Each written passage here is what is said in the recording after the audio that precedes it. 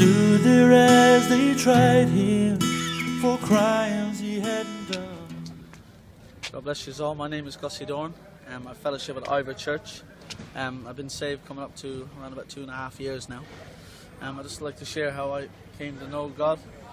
I was raised in a Christian home at a very young age. I actually gave my life to Jesus. I was roughly around about 13 years of age, and I was reared. My mother was a Christian for many years, so I was reared that way. And well, that's the way it went for a long time. And then I was sort of, as I was getting older, when I got to around 17, 18 years of age, I actually wanted to taste the world to see what it was like. I thought I had friends. The friends and people that I hung around with brought me into the world.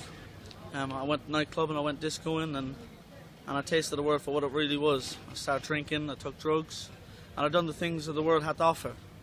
And while I was doing that, my mother, while I was at home, she always kept talking to me about Christ, kept telling me, and I knew it was the truth, but it always hurted me inside. And some mornings, Sunday mornings, where I'd probably have a hangover, she'd drag me up out of bed and bring me into church.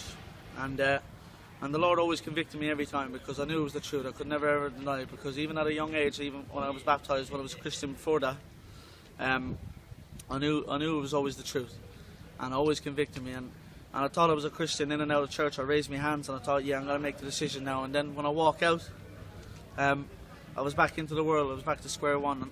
And light and dark doesn't mix. It says that in the Word of God. And thank God I got married. And even down to me marriage, me and my wife, we wasn't happy with the lifestyle I used to use. I wasn't a violent person. I was just a normal working man. But even after work, I really never had time for my wife or my child, because as soon as I was finished working, she'd never see me during the day. But when the weekends came along, I was in and out in the pubs with my mates. And she was never happy. My wife was trying to be a Christian, and I was just dragging my family down. I didn't even know it. And thank God, about 2.5 years ago, me and my wife, we were driving along in the van, and I got a phone call. And my mother said, it's your sister, she's poorly, and she's very sick in hospital. She has pains in her chest.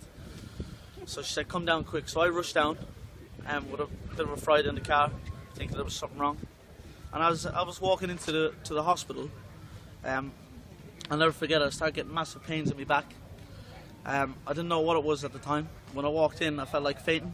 My wife looked at me, she said, what was wrong? I said, I don't know what's wrong. I said, I can't stick the pains in my back. And thank God I was in the right place. I basically felt like I was going to faint. All the doctors got around me. Before I knew it, I was lying on top of the bed. I had drips on me. And started giving me all morphine, that to kill the pain. And they kept me in. A long story short, the next day they told me I had to go for an operation. They brought me for a scan. They said I had 3 kidney stones one side and the same in the other. And they said I couldn't pass them through. So when they told me I had to go for an operation, I got very, very scared. I felt like crying, the fright that I've got, because I'm not really a person that likes hospitals and things like that. So I got really, really, really, really bad fright. And while I was waiting there for a couple of days before the operation took place, I'll never forget it. I was there all alone. I was looking around, and I realised then, it just hit me, that the world, through all my money and the drink and everything that I had, it couldn't help me in the situation that I was in. And I'll never forget, I asked one of the nurses, it was about 12 o'clock in the night, I asked one of the nurses, I said, have you got a Bible there? And she said, yeah, in that drawer. And I remember, I wasn't much of a reader, but I remember when I was a Christian, when I was a child, John 3 verse 3, John 3 verse 16, I looked for those scriptures, and the Lord really spoke to me. And I really believe for the first time really in my life that the Lord was talking to me face to face as a man. And he basically said it to me, look, you tried the world and you see what the world has to offer. And I really believe that man is only made for one reason, to serve God alone.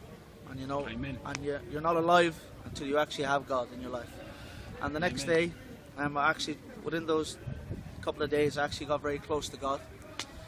And my wife came out the next day, and I put all the clothes on to have this operation. I signed all the papers, and I used to smoke. And I asked the nurse, I said, would it be okay, I said, if my wife pushed me out with the wheelchair, because I couldn't really walk. And I said, I want to smoke a cigarette out the front. She said, don't be long, she said, because you've got to go for this operation. So anyway, we walked out. I was smoking the fags. My wife said, I'll go and get you a bottle of water. And as she walked in, I was sitting down. I'll never forget it. I looked up to the sky and I said, God, I said, I know, I said, that you're real, I said. and I'm willing to give me life, surrender over to you. If you take me out of this situation, I said, I'll serve you till the day I die. And you know, there and then it just hit me. I had a fag in my hand, I threw the fag on the ground. Thank God it was 2.5 years ago coming up. That was the last cigarette I ever had. The Lord took that out of my life.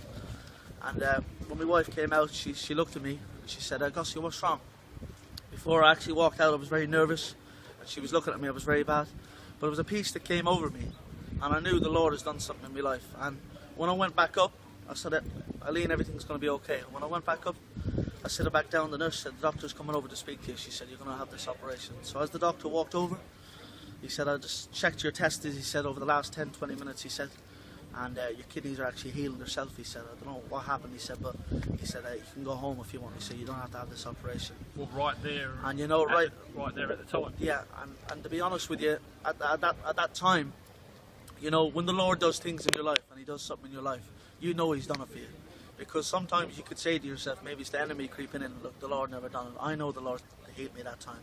And not only did he heal me, you know, the Lord changed my life completely. He changed my life upside down. Like I said, I used to be a man of the world. I used to love the drink and drugs and everything the world used to have to offer. I used to think that was a fun time. Let me tell you one thing. When you have Jesus in your life and you're walking for God, that's when you start living. You know, it's not the things in the world, that's not living. God has changed my life. Me and my wife are so much happier now. We have a happy home, thank God. I can fellowship at church. And you know, I never experienced life until I met Jesus. And I want to encourage anybody, you know, you don't have to live in this wretched world. You don't have to have sin in your life thinking that that's the way you got to live to be happy.